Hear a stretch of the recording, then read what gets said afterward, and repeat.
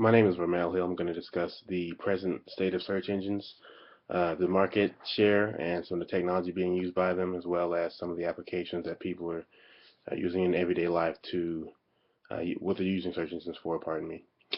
Google has over 80% of the market share. We're going to start out talking about that. Market share of Google is about 85%, a little over 85%. Recently, Microsoft has released a Bing search engine, which has quickly gone to second place, even though it's a very distant second at 7%. Yahoo, one of the earlier search engines, is at about 3%. They've kind of changed their platform to more of a landing page, more of an all-in-one MSN.com type of site. You'll notice when you go to Google, you see it's a simple search field versus Yahoo. You'll see a search field, you'll see news, you'll see email, you'll see weather, you'll see a lot more than what you would normally see on just a pure search engine site. Um, the mobile, I'm sorry, the social media sites are also use search engines, and then you have your smaller search engines that typically attach themselves to open sourceware. They'll essentially give you an opportunity to have to unselect the option to make them your default search engine provider and install some type of a toolbar in your browser. That's how they get some of the market share that they get, being one of the smaller search engines. So next, what we're going to discuss quickly is the technology that they use. Someone's already covered Ajax, which is definitely one of the technologies used. There's also different types of search engines with database search engines and then mixed search engines.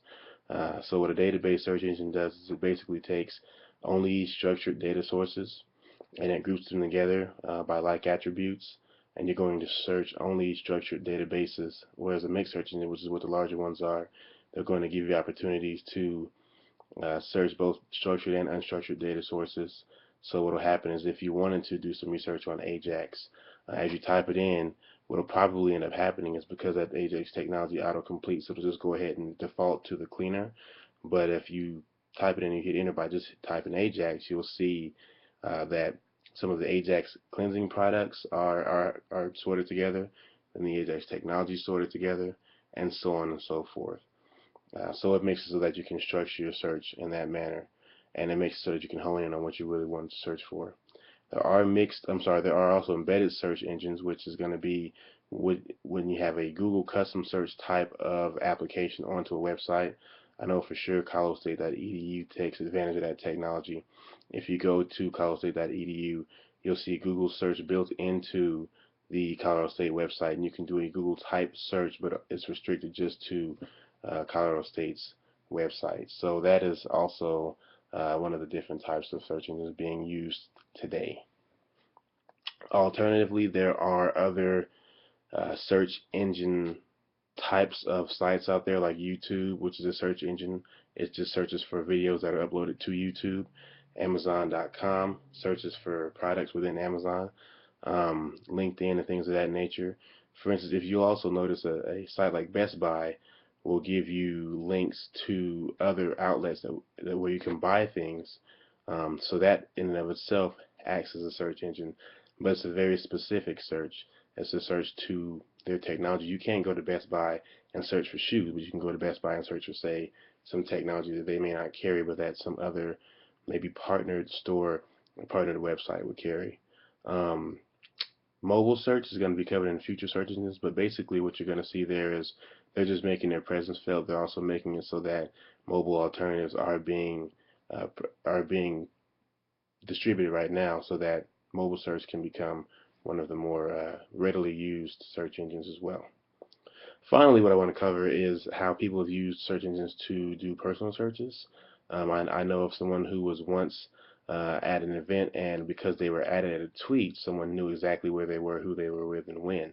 What happens is, depending on how active you are on the web, your activity is all going to be stored in the databases on the web. If you're on Twitter, they're storing all your tweets, they're storing all of your pictures, things of that nature, and that's all going to be accessible during your structured and unstructured data searches. So you can use Google and other search engines that are powerful enough to find out people's personal history.